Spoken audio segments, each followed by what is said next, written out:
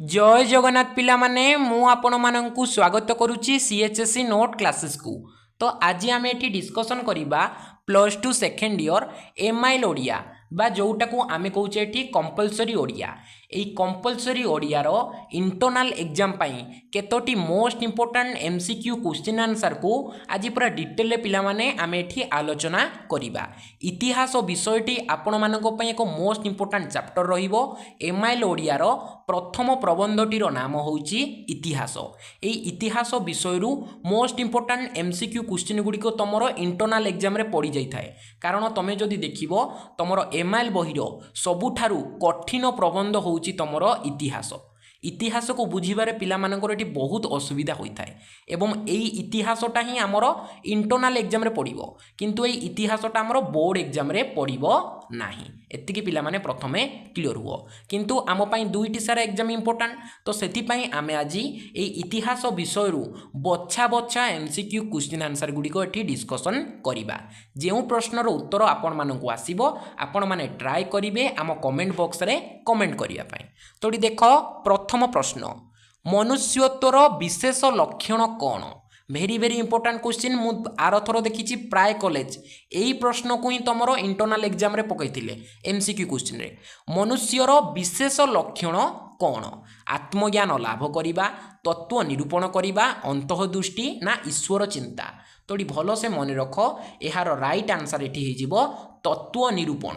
ए तत्व निरूपण प्रयास करिबा होची मनुष्यर विशेष लक्षण। तापरे एबेटी देख 2 नंबर प्रश्न, केउ श्रेणीर मनुष्य मानक ठारे वस्तुर तत्व निरूपण करिबा विषय प्रयास देखा जाए नाही? भेरी भेरी इंपोर्टेंट क्वेश्चन। केउ श्रेणीर मनुष्य मानक ठारे वस्तुर तत्व निरूपण करिबार प्रयास देखा जाए नाही? प्रश्न को प्रथमे भल से पढ़िबे। से जदि एठी देई देई थांता आमर वस्तुर तत्व निरूपणर प्रयास विषय प्रयास देखा जाए तेबे तार आंसर अलग ही था, किंतु सेठी नाहीटा जेहेतु लगे देछि एहार आंसर अलग हबो। तो भल से मन रख, एक श्रेणीर मनुष्य, एक श्रेणीर मनुष्य मानक ठारे वस्तुर तत्व निरूपण करिबा विषय प्रयास देखा जाए नाही। तापरे एबेटी देख 3 नंबर प्रश्न, अनंत प्रकृति सांगरे कहार नित्य जोग होइथाए? अनंत प्रकृति सांगरे कहार नित्य जोग होइथाए? मनुष्यर, ईश्वरर, पशुर ना पक्षीर? तो भल से मन रख, मनुष्यर। यार राइट आंसर कौन? मनुष्यर। ये प्रश्न को टिके नोट करके लिख, बहुत इंपोर्टेंट क्वेश्चन पिला माने एटा आपण मानक पाई। अनंत प्रकृति सांगे मनुष्यर नित्य जोग होइथाए। मु प्राय देखिछि पिला माने कॉलेज रे एई प्रश्नटा ही आपण मानकर इंटरनल एग्जाम रे आसी थाए। बहुत इंपोर्टेंट क्वेश्चन, मु बारंबार रिपीट करिकी कहूछि। तापरे एबेटी देख 4 नंबर प्रश्न, केउ संबंधरु विच्छिन्न हेले मनीष जीवनर मूल्य किछि रहे नाही? केउ संबंधरु विच्छिन्न हेले मनीष जीवनर मूल्य किछि रहे नाही? वर्तमान, अनंत अतीत ना आध्यात्मिक ना वैषयिक? तो भल से मन रख, यार राइट आंसर एठी हो अनंत अतीत। भल से यार आंसर को मन रख। एटा प्राय टाइम पिला माने तुम 2 मार्किया क्षेत्र में आसे प्रश्नटी, बहुत ही इंपोर्टेंट प्रश्न, किंतु देखो सेठी एमसीक्यू रे मध्य पकई देइछि। मनुष्य जदि अनंत अतीत और अनंत भविष्यत संबंधरु विच्छिन्न हेला तेबे मनीष जीवनर किछि मूल्य आउ रहिबो नाही। तापरे एबेठी देख 5 नंबर प्रश्न, पादमूलरू निम्न देश को अवतरण कले कौन देखी पारिबा? भेरी भेरी इंपोर्टेंट क्वेश्चन पिला माने प्रश्न गुडी नोट करके लिख। पादमूलरू निम्न देश को अवतरण कले कौन देखी पारिबा? कौन देखी पारिबा ना नरकंकाल, केवल नरकंकाल आमे देखिबाकू पाइबा। तापरे एबेठी देख 6 नंबर प्रश्न, केउ राष्ट्र विप्लव कथा स्मरण कले आंबर हृदकंप हुए? केउ राष्ट्र विप्लव कथा स्मरण कले आमर हृदकंप होइथाए? केउ राष्ट्र विप्लव कथा स्मरण कले ना आमर फरासी राष्ट्र विप्लव कथा स्मरण कले आमर हृदकंप होई थाए। तापरे एबेटी देख 7 नंबर प्रश्न, वर्तमान मानव समाज देहरे କେଉଁ ମାନବ ସମାଜର ଭାବରାଶି ନିହିତ ଥିବାର ପ୍ରତ୍ୟକ୍ଷ ହୁଏ? Very very important question. ବର୍ତ୍ତମାନ ମାନବ ସମାଜ ଦେହରେ କେଉଁ ମାନବ ସମାଜର ଭାବରାଶି ନିହିତ ଥିବାର ପ୍ରତ୍ୟକ୍ଷ ହୁଏ? କେଉଁ ମାନବ ସମାଜର? ନା ଅତୀତର ମାନବ ସମାଜର। ଏହାର ରାଇଟ୍ ଆନ୍ସର କ'ଣ ହେବ? ନା ଅତୀତ ମାନବ ସମାଜର। ତାପରେ ଏବେ ଏଠି ଦେଖ 8 ନମ୍ବର ପ୍ରଶ୍ନ, ମାନବର ଉନ୍ନତ ପ୍ରକୃତି କାହା ସଙ୍ଗରେ ଘନିଷ୍ଠ ଭାବରେ ସମ୍ବନ୍ଧିତ? ମାନବର ଉନ୍ନତ ପ୍ରକୃତି କାହା ସଙ୍ଗେ ଘନିଷ୍ଠ ଭାବରେ ସମ୍ବନ୍ଧିତ? କାହା ସାଙ୍ଗରେ? ନାଇଁ ସତ୍ୟ ସାଙ୍ଗରେ।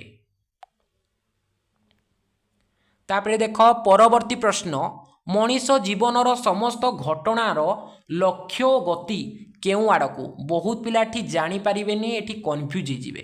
ମଣିଷ ଜୀବନର ସମସ୍ତ ଘଟଣାର ଲକ୍ଷ୍ୟ ଗତି କେଉଁ ଆଡ଼କୁ? ଏଠି ପିଲାମାନେ ଅପସନ୍ ଦେଖିଦିଅ, ଏକ ଆଡ଼କୁ, ଦୁଇ, ନା ଭିନ୍ନ, ନା ବିଭିନ୍ନ ଆଡ଼କୁ। ତ ବହୁତ ପିଲା ଏଠି କନଫ୍ୟୁଜ୍ ହେଇଯାନ୍ତି, କିନ୍ତୁ ଦେଖ ଏଠି ରାଇଟ୍ ଆନ୍ସର ଏହାର ହେବ ଏକ ଆଡ଼କୁ। ମଣିଷ ଜୀବନର ସମସ୍ତ ଘଟଣାର ଲକ୍ଷ୍ୟ ଓ ଗତି ଏକ ଆଡ଼କୁ। ତାପରେ ଏବେ ଏଠି ଦେଖ 10 ନମ୍ବର ପ୍ରଶ୍ନ, ପ୍ରକୃତ ପକ୍ଷେ ଜଗତରେ କୌଣସି ଘଟଣା ଡ୍ୟାସ୍ ଶୂନ୍ୟ ନୁହେଁ। ପ୍ରକୃତ ପକ୍ଷେ ଜଗତରେ କୌଣସି ଘଟଣା ଡ୍ୟାସ୍ ଶୂନ୍ୟ ନୁହେଁ। ଡ୍ୟାସ୍ ଶୂନ୍ୟ ନୁହେଁ ନା ଆମର ଅର୍ଥ ଶୂନ୍ୟ ନୁହେଁ। ପ୍ରକୃତରେ ଜଗତରେ କୌଣସି ଘଟଣା ଅର୍ଥ ଶୂନ୍ୟ ନୁହେଁ। ତାପରେ ଦେଖ ଏଠି 11 ନମ୍ବର ପ୍ରଶ୍ନ, ସମାଜର ସମସ୍ତ ବ୍ୟାପାର କାହାର ଅନ୍ତର୍ଗତ? ସମାଜର ସମସ୍ତ ବ୍ୟାପାର କାହାର ଅନ୍ତର୍ଗତ? କାହାର ଅନ୍ତର୍ଗତ? ନା ଆମର ଇତିହାସର ଅନ୍ତର୍ଗତ। Very very important question. ସମାଜର ସମସ୍ତ ବ୍ୟାପାର ଇତିହାସ ଅନ୍ତର୍ଭୁକ୍ତ ବା ଅନ୍ତର୍ଗତ।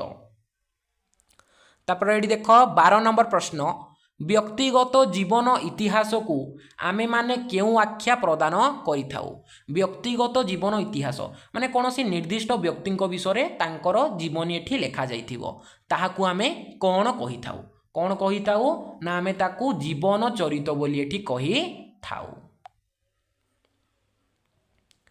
ତାପରେ ଏବେ ଏଠି ଦେଖ 13 ନମ୍ବର ପ୍ରଶ୍ନ, ଆମ୍ଭମାନଙ୍କ ଦେଶରେ ଇତିହାସ ବର୍ଣ୍ଣନା ବେଳେ କାହାର ମାତ୍ରା ଅତ୍ୟନ୍ତ ଅଧିକ? ଭେରି ଭେରି ଇମ୍ପୋର୍ଟାଣ୍ଟ କ୍ୱେଶ୍ଚିନ୍ ପିଲାମାନେ, ପ୍ରଶ୍ନକୁ ଟିକେ ନୋଟ୍ କରିକି ଲେଖ, ବହୁତ ଇମ୍ପୋର୍ଟାଣ୍ଟ କ୍ୱେଶ୍ଚିନ୍। ଆମ୍ଭମାନଙ୍କ ଦେଶରେ ଇତିହାସ ବର୍ଣ୍ଣନା ବେଳେ କାହାର ମାତ୍ରା ଅତ୍ୟଧିକ? କାହାର ମାତ୍ରା ଅତ୍ୟଧିକ? ନାଇଁ କଳ୍ପନାର ମାତ୍ରା ଅତ୍ୟଧିକ। ତାପରେ ଏବେ ଏଠି ଦେଖ 14 ନମ୍ବର ପ୍ରଶ୍ନ, ପ୍ରାଚୀନ କେଉଁ ଶାସ୍ତ୍ର ଐତିହାସିକ ସତ୍ୟରେ ପରିପୂର୍ଣ୍ଣ? Very very important question. ପ୍ରାଚୀନ କେଉଁ ଶାସ୍ତ୍ର ଐତିହାସିକ ସତ୍ୟରେ ପରିପୂର୍ଣ୍ଣ? ନା ପ୍ରାଚୀନ ଧର୍ମଶାସ୍ତ୍ର ଐତିହାସିକ ସତ୍ୟରେ ପରିପୂର୍ଣ୍ଣ। ତାପରେ ଏବେ ଏଠି ଦେଖ 15 ନମ୍ବର ପ୍ରଶ୍ନ, ଇତିହାସକୁ କେତେ ଗୁଡ଼ିଏ ଘଟଣାର ଡ୍ୟାସ୍ ବୋଲି କୁହାଯାଏ? Very very important question. ଇତିହାସକୁ କେତେ ଗୁଡ଼ିଏ ଘଟଣାର ଡ୍ୟାସ୍ ବୋଲି କୁହାଯାଏ? ଡ୍ୟାସ୍ ବୋଲି କୁହାଯାଏ ନା ଆମର ସମଷ୍ଟି ବୋଲି କୁହାଯାଏ। ଇତିହାସକୁ କ'ଣ କୁହାଯାଏ? ନା ଇତିହାସ ହେଉଛି କେତେ ଗୁଡ଼ିଏ ଘଟଣାର ସମଷ୍ଟି। ତାପରେ ଏଠି ଦେଖ ପରବର୍ତ୍ତୀ ପ୍ରଶ୍ନ, ମନୁଷ୍ୟମାନଙ୍କ ମଧ୍ୟରେ ପ୍ରକୃତିଗତ କ'ଣ ବିଦ୍ୟମାନ? ମନୁଷ୍ୟମାନଙ୍କ ମଧ୍ୟରେ ପ୍ରକୃତିଗତ କ'ଣ ବିଦ୍ୟମାନ? କ'ଣ ବିଦ୍ୟମାନ? ନା ଆମର ସୌସାଦୃଶ୍ୟତା। ସୌସାଦୃଶ୍ୟତା ଆମର ମନୁଷ୍ୟମାନଙ୍କ ଭିତରେ ପ୍ରକୃତିଗତ ବିଦ୍ୟମାନ ହୋଇଥାଏ। ତାପରେ ଏଠି ଦେଖ 17 ନମ୍ବର ପ୍ରଶ୍ନ, କେଉଁ ଶିକ୍ଷା ମଣିଷ ପାଇଁ ଅଧିକ ଉପଯୋଗୀ? Very very important question. ବହୁତ ପିଲା ଏଠି କନଫ୍ୟୁଜ୍ ହେବେ। ସେମାନେ ଏଠି କନଫ୍ୟୁଜ୍ ହେବେ ଉପଦେଶାତ୍ମକ ଶିକ୍ଷା ଆଉ ଦୃଷ୍ଟାନ୍ତ ଶିକ୍ଷା ମଧ୍ୟରେ।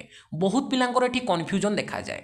ତମର ବହିରେ ସେ ଏମିତି ଭାବରେ ଲେଖିଦେଇଛି ଯେ ବହୁତ ପିଲା ଏଠି କନଫ୍ୟୁଜ୍ ହେଇଯିବେ, କିନ୍ତୁ ଏହାର ରାଇଟ୍ ଆନ୍ସର ଏଠି ହେବ ଦୃଷ୍ଟାନ୍ତ ଶିକ୍ଷା। ମନୁଷ୍ୟମାନଙ୍କ ପାଇଁ କେଉଁ ଶିକ୍ଷା ଅଧିକ ଉପଯୋଗୀ? ନା ଆମର ଦୃଷ୍ଟାନ୍ତ ଶିକ୍ଷା, ତମେ ଯେଉଁଟା ଦେଖିକି ଶିଖିବ। ତାପରେ ଏବେ ଏଠି ଦେଖ 18 ନମ୍ବର ପ୍ରଶ୍ନ, ପତନ କଥାଟି କେଉଁ ବ୍ୟକ୍ତିଙ୍କ ମସ୍ତକରେ ଉଜ୍ଜଳ ଅକ୍ଷରରେ ଲିଖିତ ହୋଇଅଛି? ମାନେ ପତନ କଥାଟି କେଉଁ ବ୍ୟକ୍ତିଙ୍କ ମସ୍ତକରେ ଉଜ୍ଜଳ ଅକ୍ଷରରେ ଲେଖା ହୋଇକି ରହିଛି? କେଉଁ ବ୍ୟକ୍ତିଙ୍କ ମସ୍ତକରେ? ନା ଅହଙ୍କାରୀ ବ୍ୟକ୍ତିଙ୍କ ମସ୍ତକରେ। ତାପରେ ଏଠି ଦେଖ ଏବେ 19 ନମ୍ବର ପ୍ରଶ୍ନ, केउ मानव पृथ्वीर विपरीत भाव दर्शन करी अविश्वासी हुए केउ मानव पृथ्वीर विपरीत भाव दर्शन करी अविश्वासी हुए केउ मानव ना आमर अपरिणामदर्शी मानव। तापर देख 20 नंबर प्रश्न काहाकू द्वितीय शिक्षक बोली कहा जाए। भेरी भेरी इंपोर्टाट पिला माने प्रश्न को टिके नोट करके लेख तुम माने बहुत एडा इंपोर्टाट रहिबा आपण मानक पई। काहाकू द्वितीय शिक्षक बोली कहा जाए काहाकू द्वितीय शिक्षक बोली कहा जाए ना आमर इतिहास को द्वितीय शिक्षक बोली कहा जाए। तापर देख 22 नंबर प्रश्न प्रयोजनीय वस्तु लाभ पाई काहाकू कष्ट और जातना भोगिबाकू पड़िछि।